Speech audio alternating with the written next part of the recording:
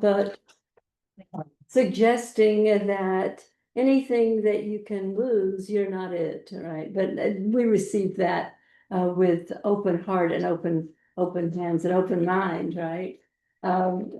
That we can lose our body, we can lose this avatar, we can lose our worldly conditions. They change a lot for many of us all the time. We can lose, as has happened in my case, my eyesight is diminishing through macular degeneration. We can lose what looks like deep connections with other people who pass. And and we can lose our minds. That's right.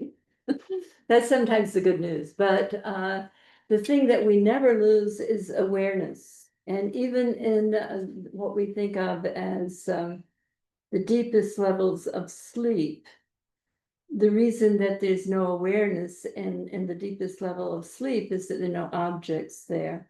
And so awareness is present. Awareness is the one I am. And knowing ourselves as that, then we have a different kind of access to what shows up in our awareness, right? So now what shows up in our awareness, typically we're going to perceive that through what I call the distortion lens of our early wounding. In this way, our entire reality is very subjective, isn't it? We do not, as Anna Eastman said, we do not see things as they are, we see things as we are. Or William Blake, when you cleanse the doors of perception, then you'll see rightly. But we are seeing through the distortion lens of our early wounded conclusion, and that got repressed. And then we began to create adaptive behaviors to try not to experience it again. So for many people, I don't matter, I'm not good enough is an ongoing frequency within their experience of this 3D reality, because that's the information that was created out of the early wounding experience that got repressed, but now is projected. It's also just to open the conversation to the quantum field understanding that we're becoming aware of, even those of us who don't have the math or the physics degree that would be probably necessary to really understand it. But the part that we do understand is that this is an information reality, and the information of who I take myself to be, as I'm perceiving it through that distortion lens of I don't matter or I'm not good enough, is the information into the quantum field that then shows up in our world as what's happening. So there are two things going on here. We're seeing through the distortion lens, and the reality is agreeing with us, right? So we, as seen, as viewed, so appears is the caveat from the quantum physics understanding.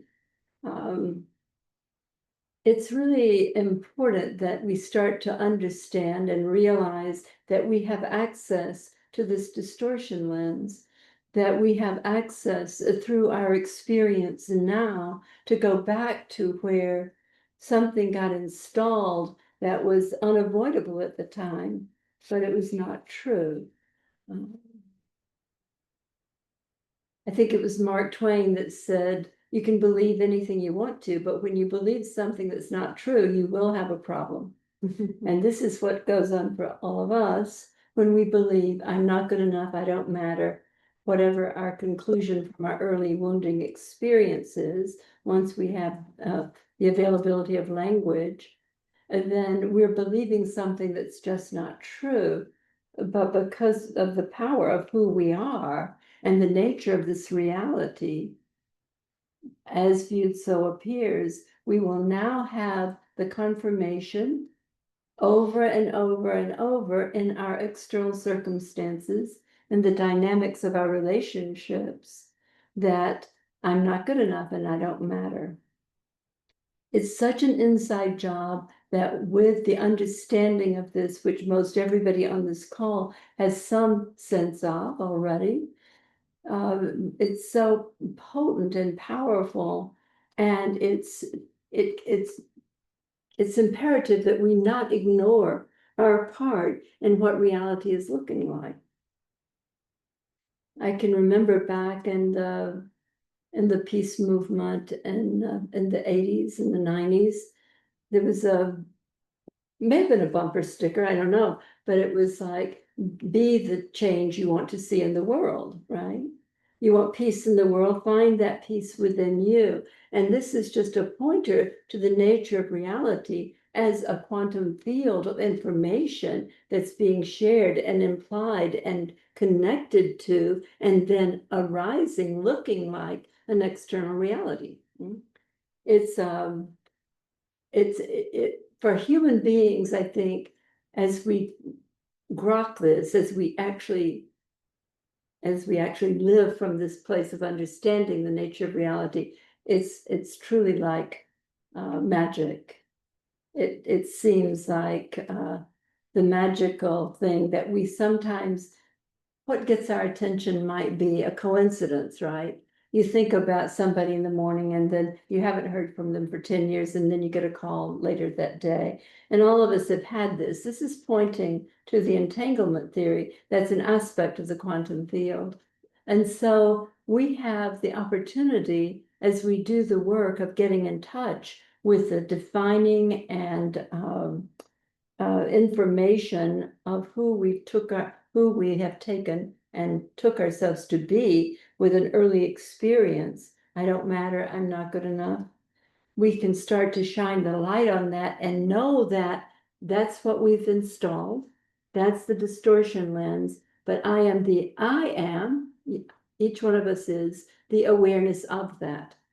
We're not that conclusion that was unavoidable when you were 4 years old. That's not who you are. But we come to this place of having dealt with the distortion in reality that's created by our conclusion. So reality is in the I, the identity of the beholder. If the I is defined with an early limiting self-concept, then the reality will reflect that. I've said that now in about 2 or 3 different ways, but it's something that I think everybody on this call will probably have come in touch with and have some experience of. But the degree to which it has to set in, one has to know oneself as the awareness, not the limited fear-based body-mind unit in this virtual video game that we're all involved in, but as the awareness of that, because from that place of awareness, we're free from suffering. We're free from the conclusion that said, I don't matter, I'm not good enough. And so in that space of freedom, our frequency is different. And then the potentiality here is for the quantum field to arise. It's a part of who we are, by the way, but for it to arise as a new earth. This is where we make a difference. We may enjoy the interaction at the level of the polarity that this reality looks like at this point, but the difference that we make is in who we're being.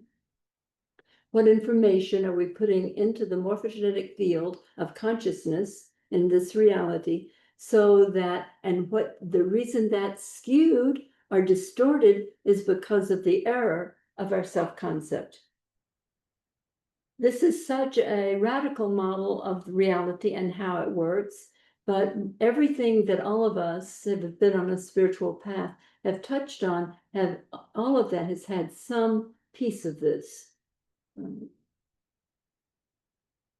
When Jesus said, as you do it unto the least of these, my brethren, you do it unto me, all of us in our fear-based, limited self-conclusion, wounded conclusion, I'm not good enough, each of us is the least of these. And so we have to start right there. We start right there where we have been self-diminishing, we've been self-judging, and we start to be present as awareness. At this point, there's no polarity like good enough or not good enough. There's just openness, possibility, and presence in this moment. The frequency of authenticity, when we can come to it, and we can't come to authenticity as long as the lens that our wounding created for us, and we created, I confuse myself sometimes. The lens that we got created, I'm not good enough, is now needs to be cleansed. It needs to be dropped. It's a creation. It was unavoidable, but it was never true. And the impact that it's had on how reality shows up is dire. This is where we change reality in the close-in work that we do in relieving ourselves, shining the light of awareness on this limiting self-concept. I'm not good enough. I don't matter. And having that light of awareness as we use it in the 6 steps to freedom, which is the technology we use here. When we use it there, I always describe it as being like putting sunlight on mold. It's like awareness is shining on this error, this unavoidable but never true error. I'm not good enough, or I don't matter. Right? That conclusion has created our world. You have a different conclusion. There are many of them. Very few of them are kind to ourselves.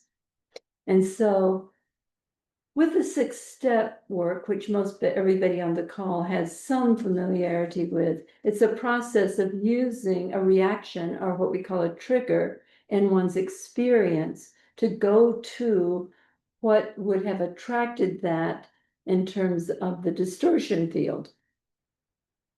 Somebody doesn't return my call, and I am immediately believing that that I don't matter, right?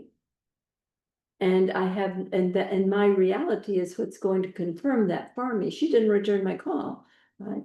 I think I mentioned in that call that this was important. Yeah, so we have the opportunity in being reactive to find out what is still operative in that slightly subconscious, maybe mostly subconscious conclusion of I don't matter or I'm not good enough. Because that in shining the light on that awareness is the forgiveness. I forgive myself for ever believing that I don't matter or I'm not good enough. I know who I am. I am the awareness in which realities arise.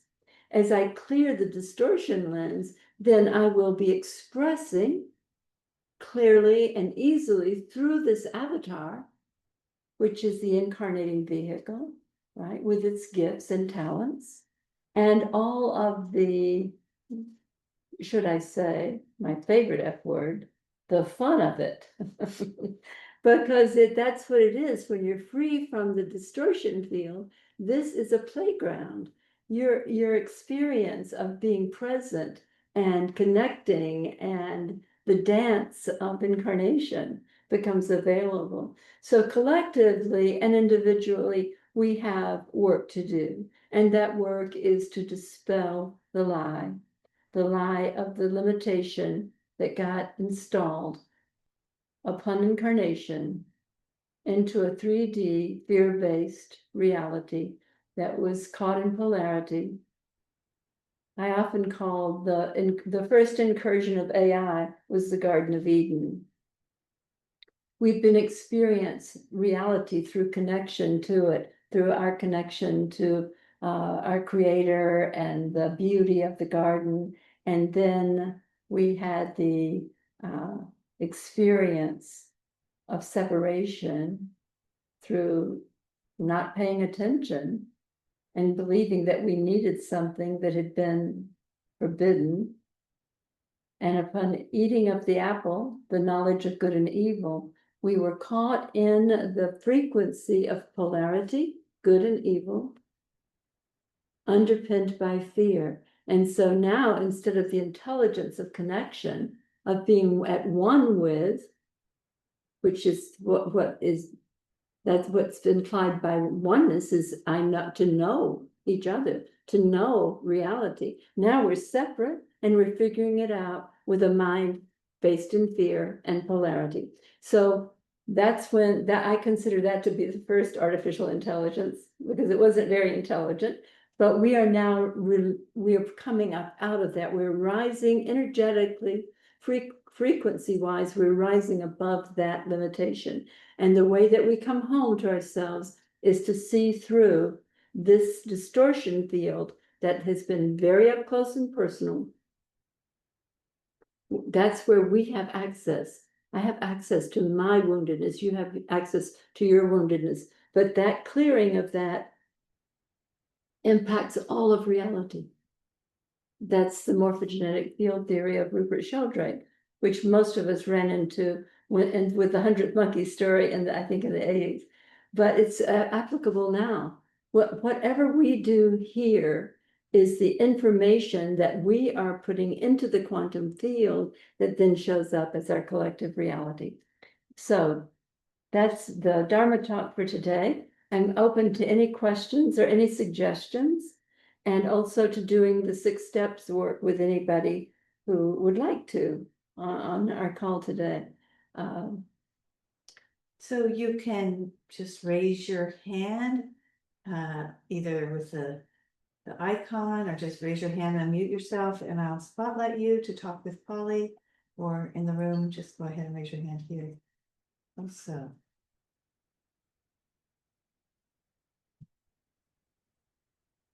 Yeah, Jane. Hello again, Hi, everyone. Thank you. So my question is, to reach the awakened and aware state, Polly, can you do it through witness, or you know, like at the beginning of this call, Robin was saying, you know, I don't want to go off recording if someone's doing the work, the 6-step work, because the work is for everybody.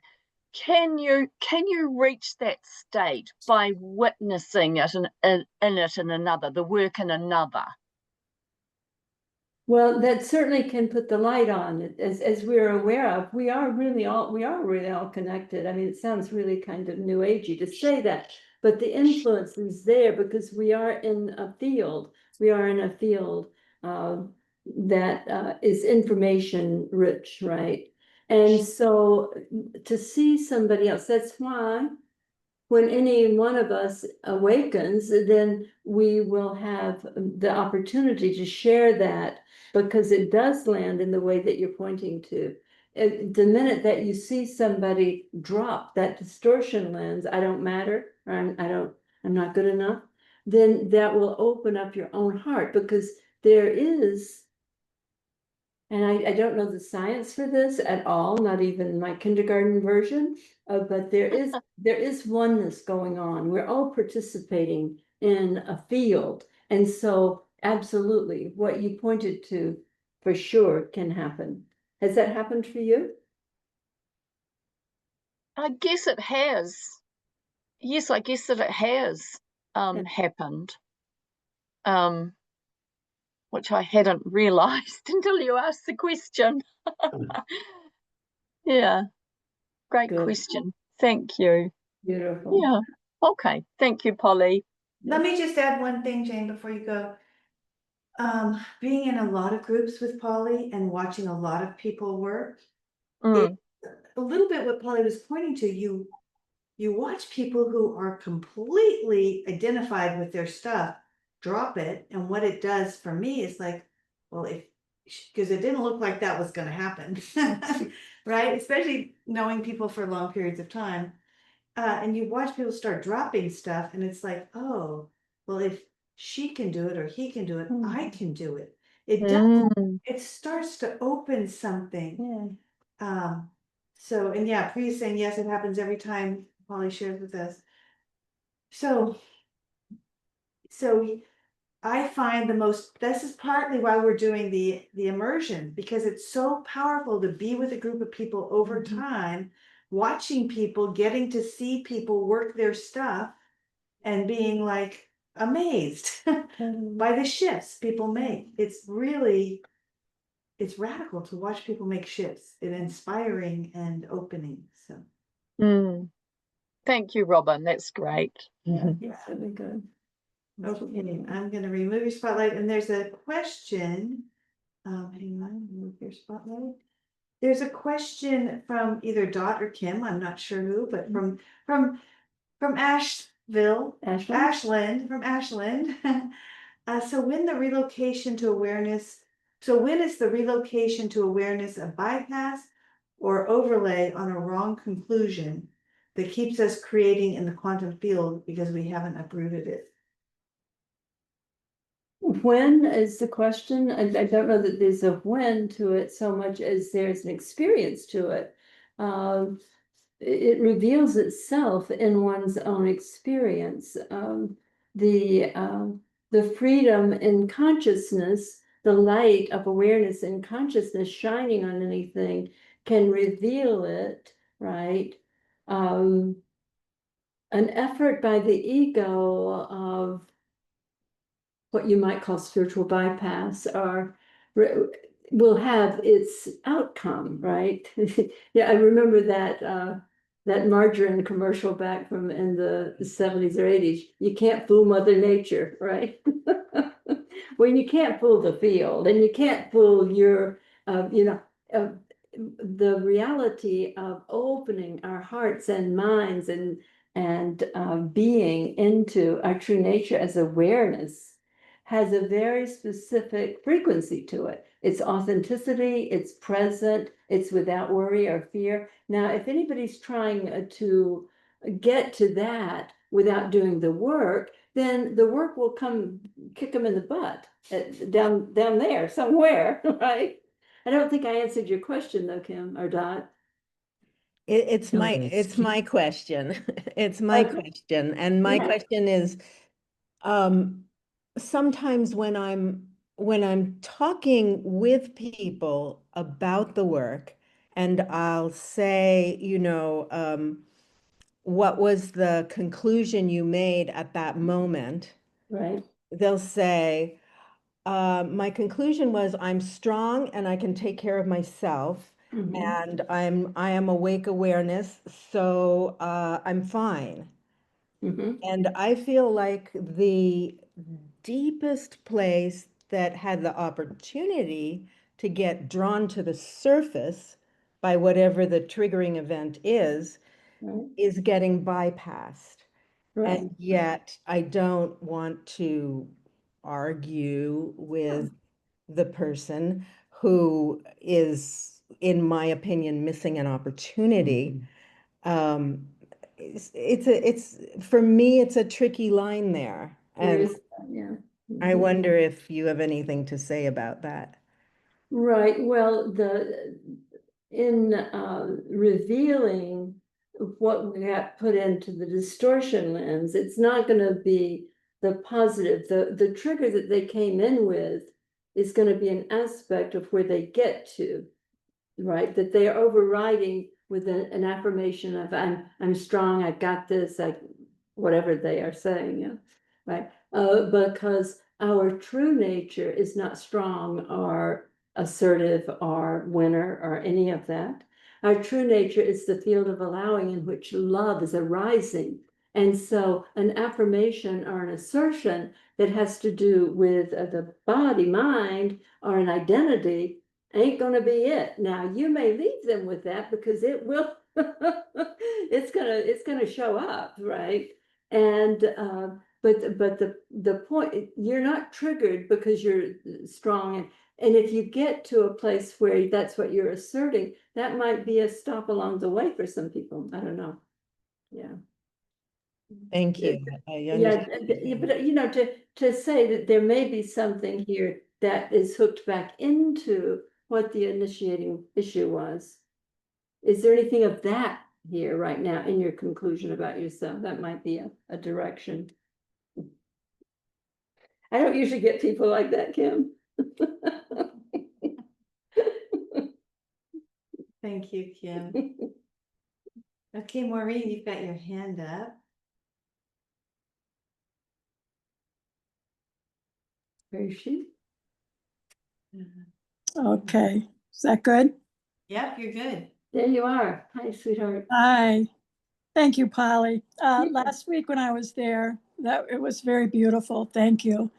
I ran through my own trigger that I'm having, which is with the neighbor downstairs for me for the past 2.5 years. And I have tried to talk to them, but it's a booming sound, and I think it's a video game or the TV or something. But anyway, they're not open to, well, the lady's not open to working anything out with me. She Mhm. says I'm harassing her, and it's just been awful. But anyway, so I went in that space, and that feeling, I went back to my childhood, and I remembered my father being very angry, but that's how he was raised. So that's how he presented his trying to get us to behave, the kids. And then I remember feeling, that I don't belong in this family. This is because, you don't feel safe when somebody's yelling. And so then I related to how I feel here, where I Yes. because it's a beautiful place, but it's affordable housing. So there's a lot of the things that are happening are not the way I'd like to see them. I feel a lot of disrespect on the property for the place, not appreciating what we have. But anyway, so the feeling, coming back to the feeling, was that I don't belong here. Mhm. So now I'm thinking, okay, now what do I do with that? So that was the experience in your early childhood, and that was your conclusion, right? Yes. So I suspect that throughout your life since your early childhood, you've had this experience over and over. It Mhm. might have been in a relationship, it might have been in circumstances like it is now with the housing. But your belief is that reality, you do not belong here. Yeah. So that's the information in the quantum field. This is not about it's never about blaming ourselves. It's about seeing what's actually happening here. You've got a distortion lens that you see through that says, I don't belong here. And so it's going to show up in myriad ways, right? Mhm. If you can see that you belong where you are because you are there, right?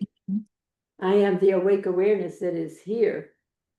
It's not a question of where I belong. I am what is actually. Mhm. Right? I am the space, the awareness in which realities arise. Now, this reality that's arising that partakes of the frequency of your early wounding, I don't belong here, is what's at play in your reality. Right? Mhm. So, with the light of awareness on this that I just said and that you've experienced in doing the work, I forgive myself for ever having believed that I don't belong here. You may have had a very early experience in utero or maybe at birth where you felt like you'd made a mistake in incarnating, right? Mhm. Maybe that was the early Wow. visceral energy of I don't belong here. Mhm. Yeah, they did want a boy. I was the third girl. Oh, that for sure you didn't belong there. So it was to see that is energetically, frequency-wise, a conclusion that's been an aspect of the way you have perceived reality since birth, right? Mhm. Actually. So we're shining the bright light of awareness on that. And as you clear that unavoidable but never true conclusion, I don't belong here. As that gets cleared up through forgiveness, through awareness, of course you belong here. It's not about what the neighbor does or about what's happening in the compound or whatever. It's just you are what is. I am the awake awareness in which realities arise, right? We're not talking, this is not up for consideration. This is not up for competition, for belonging or not belonging. You are what is, you're everything. I know who I am. I am the space in which realities arise. And through that forgiveness, erase, and it may take many times, but what we're doing is that we're using the light of awareness onto that conclusion to dispel it. It was never true. but it was unavoidable for you. Mm. Because the work that you're doing, it's never going to work out at the level of the problem, as you have seen. Sometimes we have the experience that it does a little bit, right? But this work is at the level of cause. I am cause in the matter of my experience. That's not to blame or to lay any kind of blame on ourselves. It's to understand what's going on. And that's what's going on for you. You okay with me sharing a little bit about your arm? Of course, yeah. Yeah, Please. okay. So let me just spotlight myself again. So my wife has a sound sensitivity, and every place we've ever lived, the neighbors have been noisy. That is that is how it works. And she's been working with Polly on it, and she's really traumatized by it. It's really challenging for her. And every time we move, we end up moving because of the sound, some kind of intrusion. There's an intrusion issue, right? The more she's worked with Polly, at first it's like, I am not the cause of that. They are doing it to me. I am a victim of something external from me, Mhm. right? We leave that oneness, that field of oneness, and we go to separation, them and me, and I'm at the effect of them. When we back in, take our attention particles back, right? That's what Yarla's had to do with this particular thing. Take her attention particles back, stay with her, because all of her particles are going out there and making them wrong and making her feel like a victim. This makes sense so far? Yes. Yeah. So as she has worked it, miraculously, the neighbors have been much quieter. You can't do it to get it, right? You can't do it to get it, but when you do it, you get it. Mhm. And so the neighbors have become much quieter, and when they are noisy, she is not as disturbed by it Mhm. because she's not leaving herself. Not that she can't get upset, don't get me wrong. It's not like Polly said, it takes, it's such an identity. It's such an identity in there. So I just wanted to offer that it sounds kind of like like mental. It's really pragmatic and really rubber hits the road, real. So I just wanted to offer that for you. Thank you. I just want to say that I did find that conclusion that Polly talked about. So I felt that I did belong here. So I saw the gentleman, the woman's husband, and I spoke with him because he's approachable. And things seemed to be shifting. And then I got a nasty text from her. I had already blocked her, but I got a nasty text on his phone from her. And but I didn't respond, because I know there's a saying in Al-Anon, it's called Jade. We don't have to justify, argue, defend, or explain to Right. anybody. And I thought I don't have to engage with her because she's Yeah. can't. But anyway, I see what you're saying, and so I felt like there was a layer that was removed. Just the fact of thinking that I do belong here on earth. So anyway, I appreciate it. And I know there's more work to be done and more awareness and insights will come. But thank you for sharing that experience with me also. Thank you, Maureen. It's so good to see you. Thank you. Thank you, Maureen. Okay. Yes, is that your hand, Dot? Can you unmute yourself?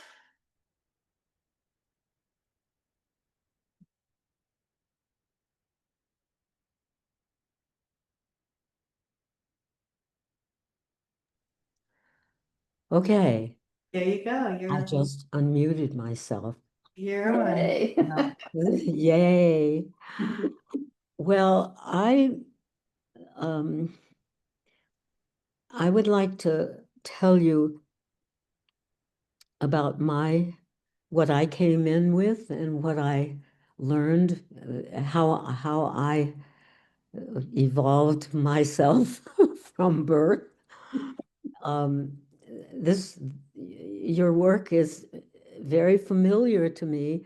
I feel as if, in a way, I'm translating from my practice, which is Soto Zen, and I've been, sitting for Actually, I'm not actually daily practicing for a long time, but uh, Kim and I had this conversation last night, and that's why she asked the question that she asked, because she uh, kept telling me that I'm avoiding, that I'm and haven't dug deep.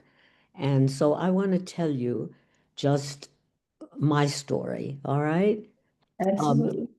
I was born in 1928 in Memphis, Tennessee, at a time when the world was totally segregated. I, from as far back as I can remember, which is like 2 or 3, maybe 3.5, I had an experience. I mean, an experience that changed me and was my uh, way of being in the world from then on, which is that my parents were drinkers, smokers, um, and we had servants. Everybody had servants. You didn't have to be wealthy, right? So my older brother and I were essentially taken care of by colored maids, by the cook and the maid. They were our closest connection. And I didn't understand what I was doing here or where I came from. I only had my older brother who had ordered me, had told my mother he wanted a baby sister. And when I came in, it was like I was his. I belonged to him. So he was all my childhood, both my protector and my tormentor, because he was like a little boy with a bug, poke and tease. And so I was in this double bind all the time. But the one thing I was clear about was that I knew who took care of me and who fed me and who nurtured me. And so when we would go to visit my grandparents, and everybody was prejudiced, everybody had maids, and the maids couldn't even come into the house, couldn't even use your toilet. I mean, it was terrible.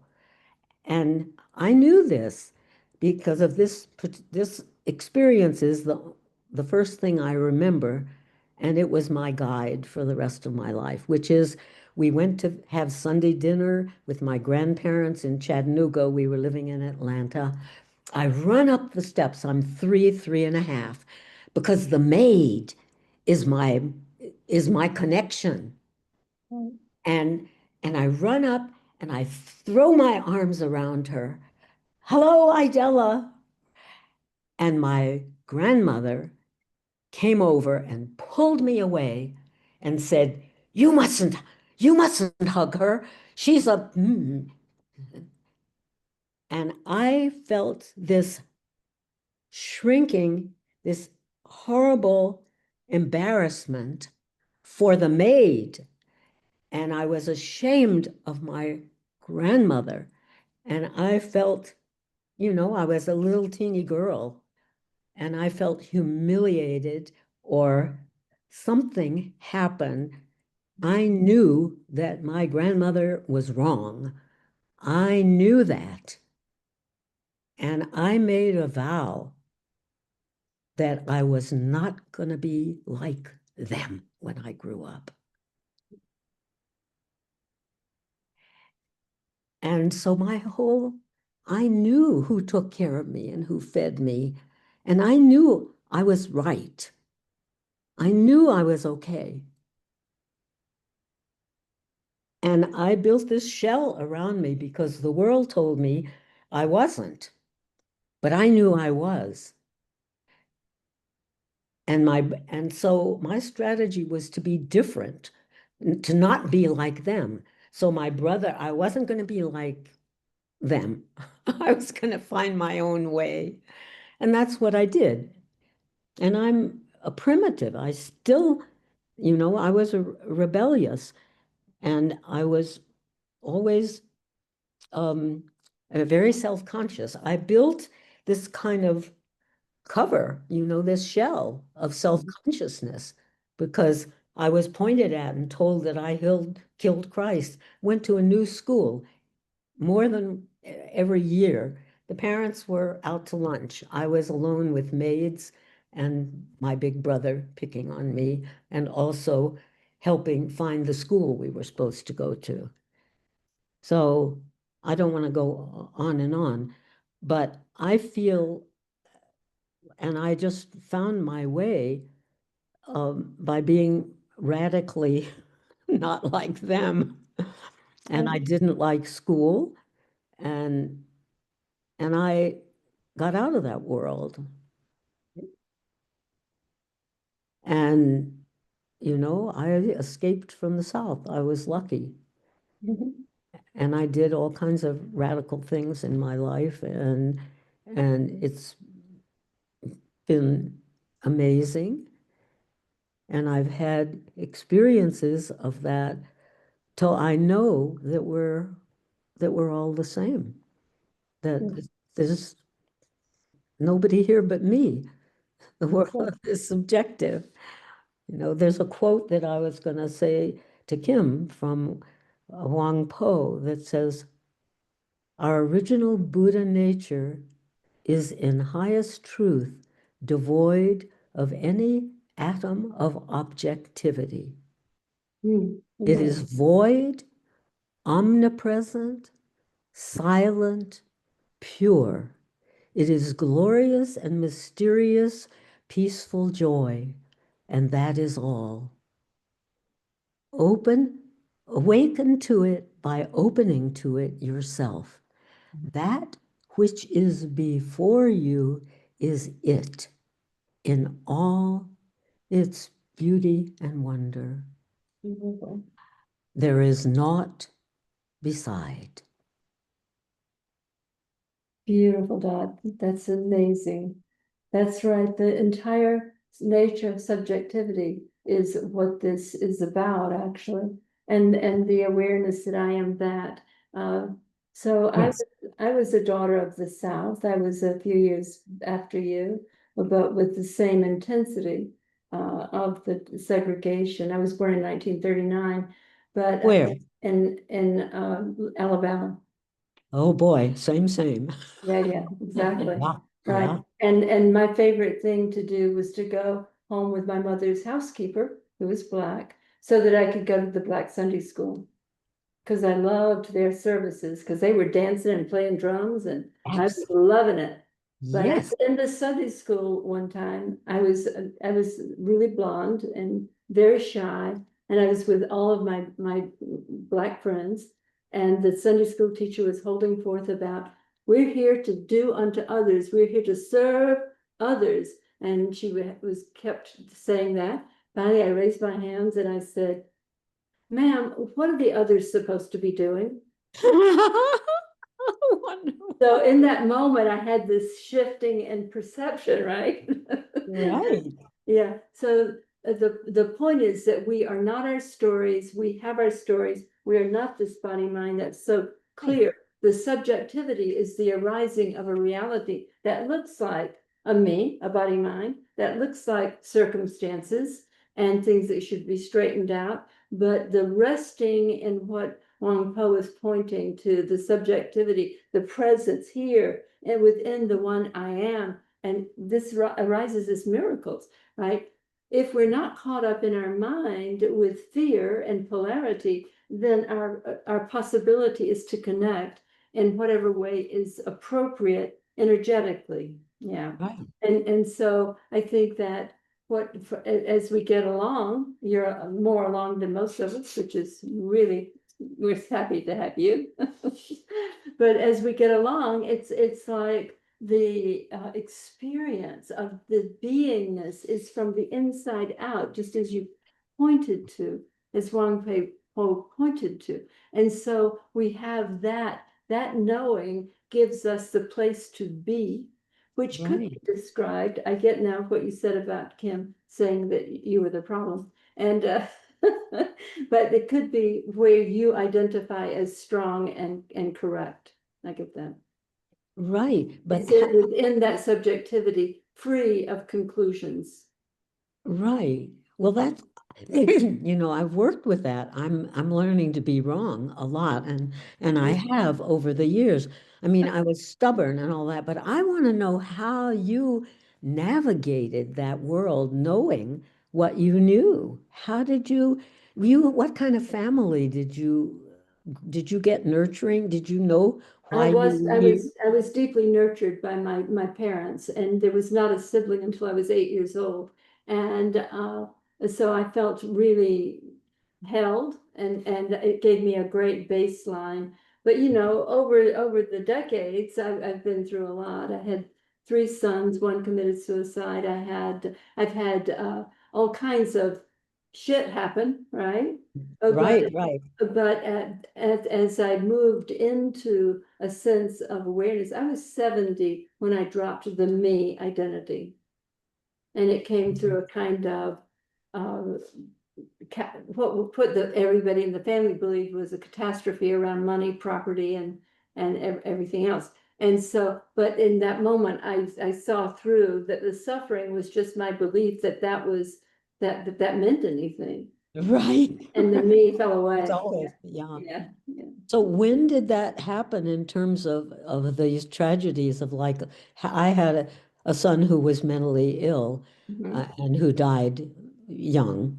mhm. Uh, but you said you had a son who committed suicide. That's Mhm. a bigger one Yeah. to deal with. Did did this dropping away of the person happen through, how did you navigate that? Right. Well, the issue, I was already on a spiritual path that came with my second husband's suicide. Just, I mean, I'm a dangerous arena to be in, right? Wow. Well, yeah, But I coming, was, being born is I- dangerous and beautiful, both, right? exactly.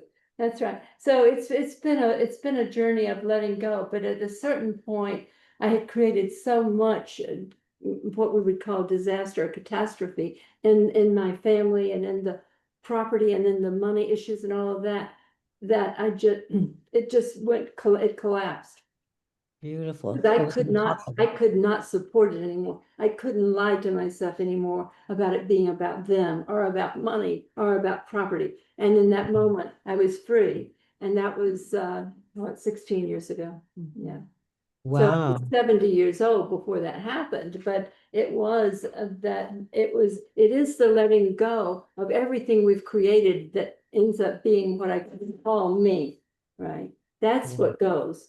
A me that needs to get something or avoid something to be okay. A me that thinks things should be this way, not that way. The judgment goes, the mind goes, and you're present as awareness, right?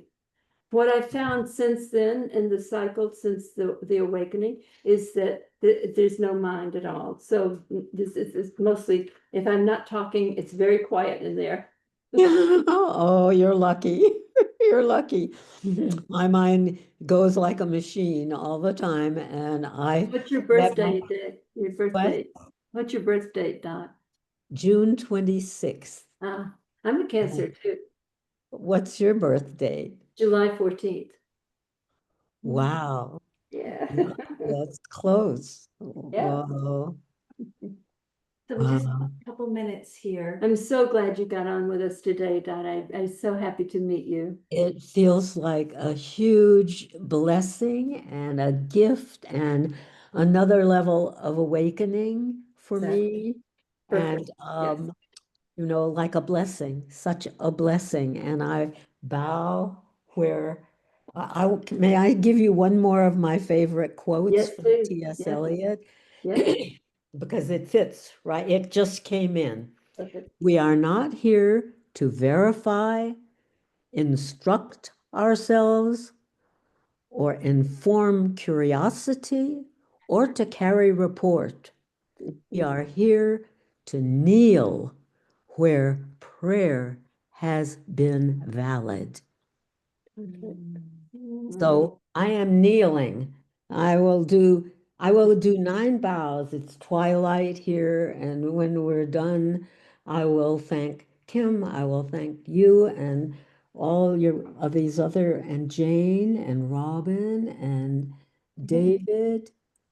David Seagull. Do I know you, David? You look familiar. Maureen, Maui, and He's in- someone from New Zealand. I loved her voice. James from New Zealand, yeah. Oh, that's Jane. It's a party, y'all. What? I said, it's a party, yeah. It's it's such a gift. I can't believe that Kim came from Berkeley. I'm in Ashland, and I've done lots of work, lots of poetry dives, and I did the week-long retreat with her last year, and I've done Death's Door with her maybe 4 times. And I'm old and very grateful, Yeah, really me grateful. too. Thank Thank you Thank you, all. Dot. Thank you so much. Thank you, Dot. Party, it's a party. All right. Mm.